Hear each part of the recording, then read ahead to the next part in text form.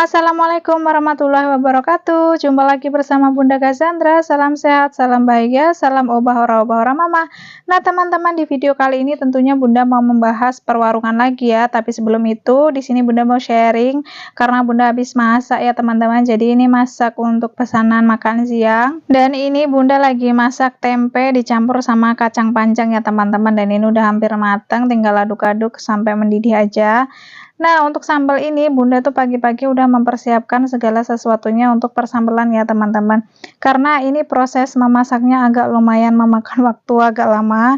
Jadi Bunda dahulukan ya, teman-teman, tadi sambil masak nasi. Jadi di sebelah kompor masak sambal, sebelahnya masak nasi. Nah, ini dia nasinya udah masak 1 termos nasi itu, tapi ini masih kurang. Jadi di sini Bunda selain dulu untuk bikin telur dadarnya, teman-teman, karena bikin telur dadarnya juga nggak sedikit dan ini nggak model yang digoreng tebal, jadi 1 persatu gitu telur dadarnya biar nanti merata ya, teman-teman. Dan setelah semua proses memasak selesai, di sini Bunda lanjut ke warung lagi ya, teman-teman. Nah, memang tidak semua bisa Bunda videoin ya, teman-teman, termasuk tadi Bunda masak nggak semuanya ke video, terus ngebungkusinnya, terus nganternya, karena memang riweh banget kalau udah sambil ngurusin warung, layani pembeli, masih sambil masak, sambil bungkusin, jadi kayak lari-larian gitu ya. Tapi alhamdulillah terhandle dikarenakan Bunda juga dikejar waktu, setengah 12 itu udah harus sampai di tempat kerja mereka. Jadi Bunda tuh memang sebisa mungkin untuk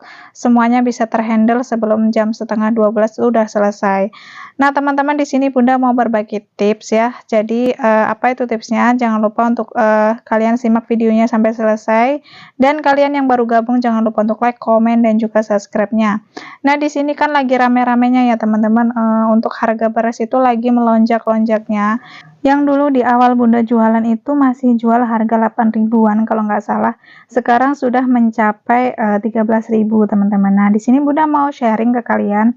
Jadi gimana sih supaya pelanggan itu tetap mau bertahan belanja di warungnya kita dengan harga-harga bahan pokok yang sekarang makin melonjak harganya ya, teman-teman. Nah, di sini kalau ngomongin soal beras itu kan bahan pokok ya. Jadi memang barang yang diperlukan setiap orang setiap harinya ya, teman-teman. Jadi itu barang yang paling laris ya, terutama di warung sembako. Banyak yang nyari kalau yang namanya beras. Nah, gimana sih kita menyikapi harga beras yang makin mahal dan gimana cara mengatasi pelanggan supaya pelanggan juga mau tetap belanja di warungnya kita. Nah, untuk beras sendiri Bunda itu masih jual harga lama ya, teman-teman. Jadi sebelumnya itu Bunda jual harga 13 ribu dan sekarang juga masih jual 13 ribu. Nah, kalau untuk Bunda sendiri ya, ini tips dari Bunda ataupun caranya Bunda, bisa kalian pakai bisa enggak. Nah, setiap warung itu biasanya kalau misalnya kita mau mempertahankan pelanggan itu kita harus punya barang unggulan gitu loh. Apalagi sekarang kan beras lagi mahal,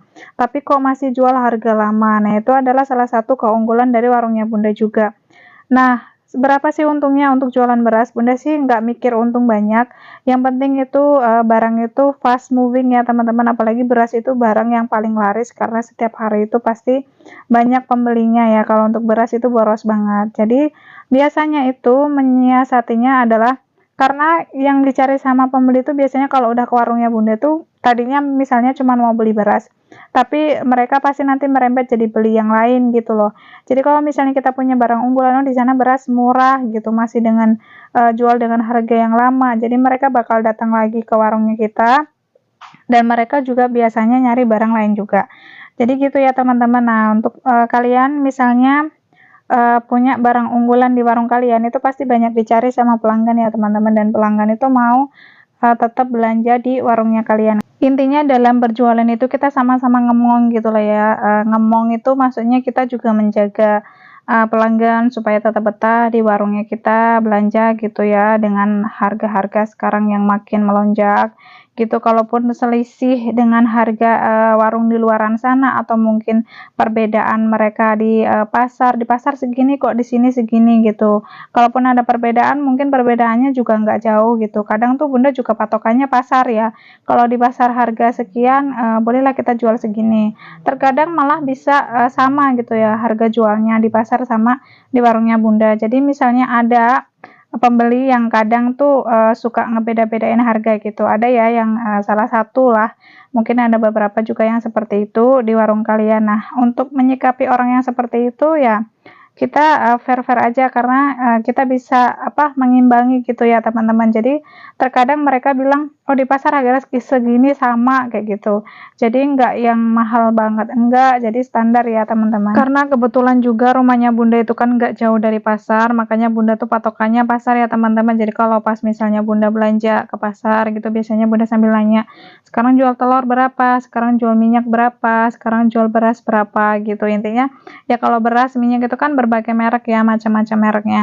Tapi kita ngikutin aja gitu teman-teman. Jadi sebisa mungkin kita itu punya sales atau agen atau tempat kita belanja atau grosir gitu yang harganya juga murah. Jadi kita bisa mengimbangi dengan warung atau atau pasar lah intinya yang terdekat dari kalian. Ya kita nggak bisa menyamakan ya teman-teman, karena kadang kita harga kulaannya juga udah beda. Jadi kalau misalnya kita jualnya beda dengan warung lain atau gimana gitu, nggak masalah ya, karena itu haknya kita juga mau kasih harga berapa. Yang penting masih di harga yang masih wajar, nggak yang mahal-mahal banget, dan masih bisa terjangkau juga untuk para pembeli. Dan kalau misalnya Bunda cek itu sebenarnya harga di pasar sama di warungnya Bunda itu banyak yang sama ya teman-teman. Jadi kalau untuk sembako itu kan kalau di pasar tuh banyak banget ya yang pada jualan toko sembako, apalagi mereka tuh biasanya komplit banget kayak gitu. Tapi kalau misalnya Bunda cross check ya ke pasar itu banyak banget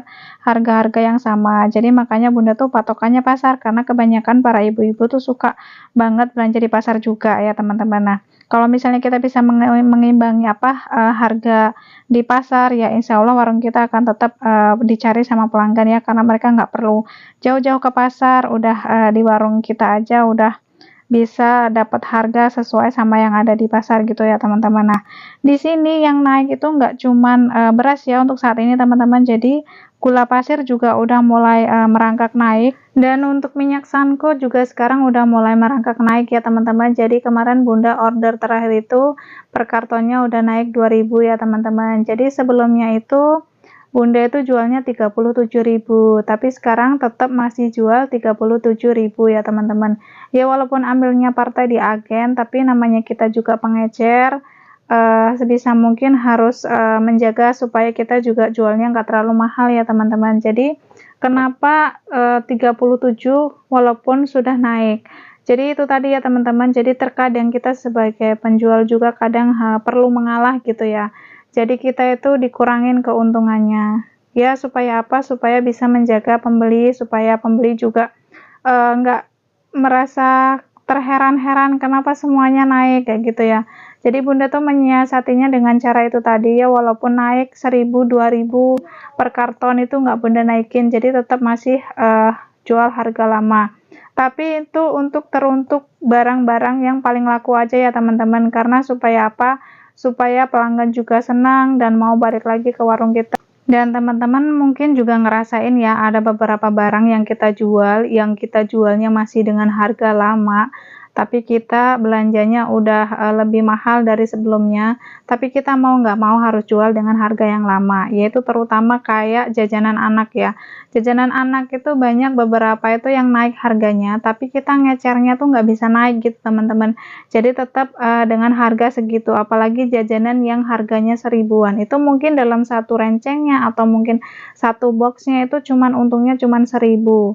Nah, kemungkinan banyak juga ya, karena di sini juga Bunda ngalamin ya teman-teman, ada beberapa barang yang seperti itu. Jadi untungnya kita tuh semakin mepet, itu bukan ngalah lagi ya, memang udah umumnya segitu, jadi kita harus mengikuti gitu. Ya kalau misalnya ngomongin keuntungan, sebenarnya kalau warung sembako itu ya untungnya nggak seberapa, cuman ya tinggal kitanya aja gimana caranya menyiasatinya gitu ya teman-teman. Karena kalau misalnya kayak Bunda ini misalnya memang di jajan itu untungnya nggak seberapa, nanti kita alihkan ke barang lain yang kira-kira itu memang bisa kita naikin dengan harga yang bisa untuk menutup barang-barang yang lain itu tadi.